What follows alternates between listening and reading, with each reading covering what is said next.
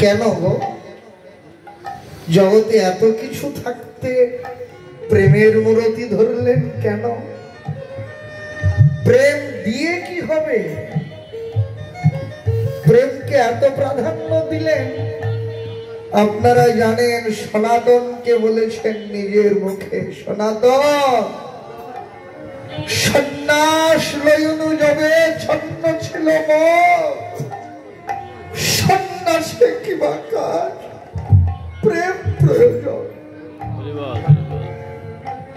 প্রেমকে এত প্রাধান্য দিলেন, কি হবে এই প্রেম দিয়ে? ভক্তি শাস্ত্র বলেছেন এই প্রেমই হলো ভগবানের কৃপা লাভের একমাত্র প্রধানতম উপায়। ধনৈশ্বর্য দিয়ে তার কৃপা হয় না, বিদ্যা পাণ্ডিত্য দিয়ে তার কৃপা হয় না। ভগবানের কৃপা লাভের প্রধানতম উপায় হলো এই প্রেম বা ভক্তি।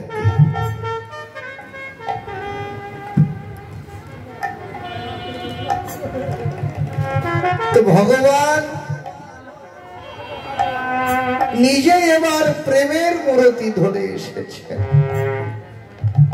কেন? জগৎ জীবকে অকাতরে এই প্রেম বিলিয়ে দেবেন বলে এলেন তিনি, যা কোনো কালে হয়নি, যা কোনো কালে হবার নয়, এবার তাই হয়েছে।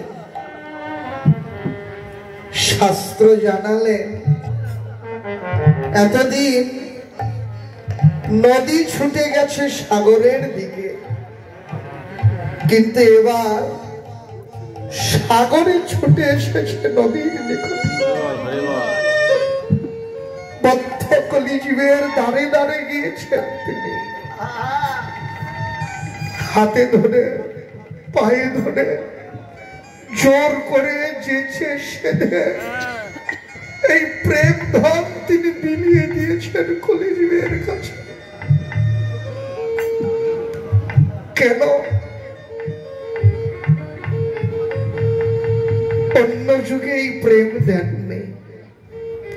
শাস্ত্র জানালেন কৃষ্ণ যদি ছুটে ভক্তে ভক্তি মুক্তি দিয়া তথাপি প্রেম ধন না দেন, রাখেন লুকাইয়া।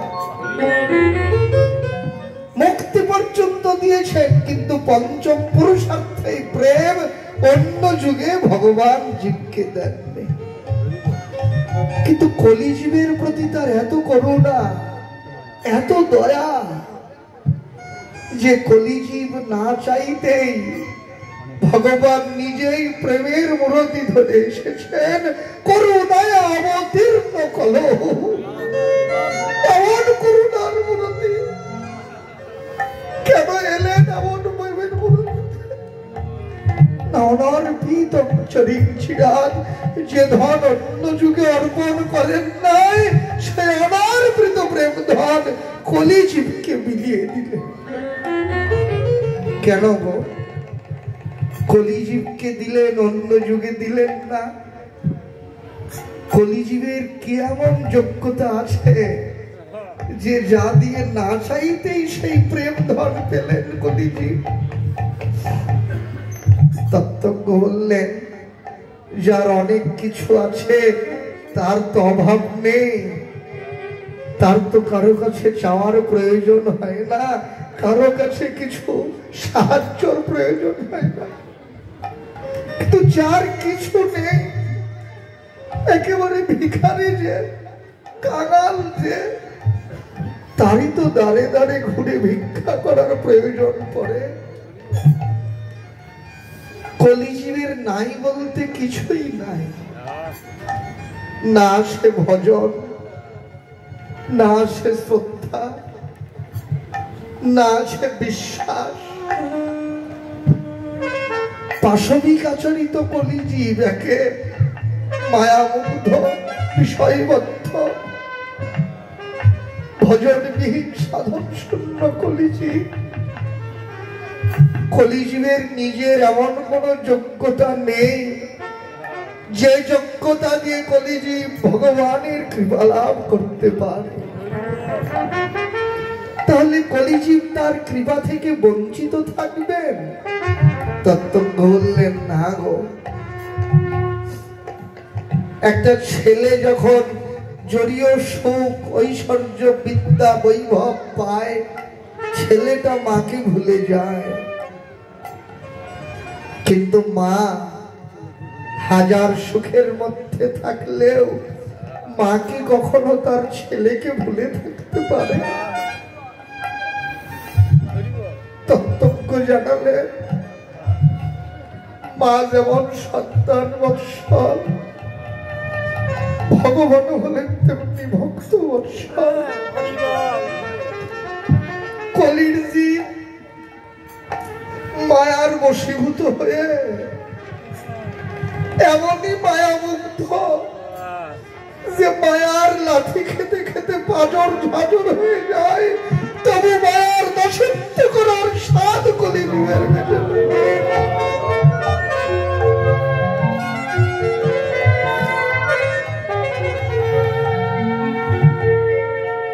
কলির জীব মায়ার কবলে পড়ে ভগবানকে ভুলে গেলে কি হবে?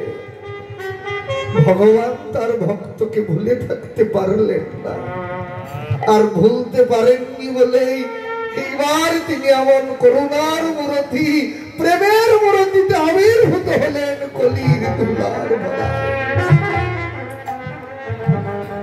কলির জীবকে অকাতরে প্রেম ধন বিলিয়ে দিলেন, উদাত্ত কণ্ঠে ডাকলেন, প্রেম নিবি আয় বদন ভরে বল রে হরি বল।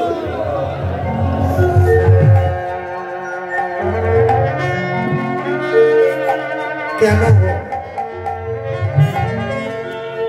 প্রেম দিলেন?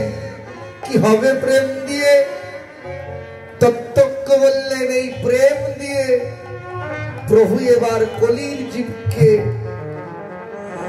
কৃষ্ণ কৃষ্ণ বলে কাঁদাবে। কেন? প্রেমিত দিলেন, কৃষ্ণ বলে কাঁদিয়ে কি হবে?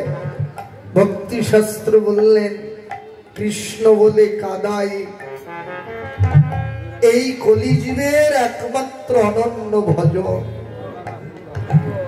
যে যত তপস্যা করুন, যাগ যজ্ঞ নিয়ম নীতি ভজন সাধন, যে যত কিছুই করুন,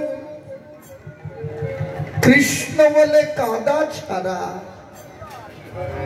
কলিজীবের আর কোনো ভজন নাই, নাই, নাই। কান্নাটা কেমন কান্না? ডক্টর ক্ষুদিরাম দাস স্পষ্ট বললেন, একেবারে ছোট্ট শিশুর মতো সরল প্রাণের কান্না, যেমন তেমন কান্না না। ধন দাও, বিদ্যা দাও, খ্যাতি দাও, প্রতিষ্ঠা দাও, ঐশ্বর্য দাও, এমন কান্না না। কান্নাটা কেমন? ছোট্ট শিশুর সরল অন্তরের কান্না। চরিতামৃতে রাধা গোবিন্দনাথ জানালেন, একটা শিশু পৃথিবীতে বেঁচে থাকতে তার কত কিছু প্রয়োজন পড়ে, খাদ্য, চিকিৎসা, বস্ত্র, বাসস্থান। কিন্তু শিশু এগুলোর একটাও কি কারো কাছে চাইতে জানে গো? শিশু জানে না চাইতে, তবুও শিশুর সব অভাব মিটে যায়। চাইতে জানে না, কিন্তু সব অভাব মিটে কি করে? শিশু জানে কি? তত্ত্বজ্ঞ জানালেন, শিশুর সম্বল হলো তার নয়নের জল। শিশু জানে শুধু মা মা বলে ব্যাকুল হয়ে কাঁদতে।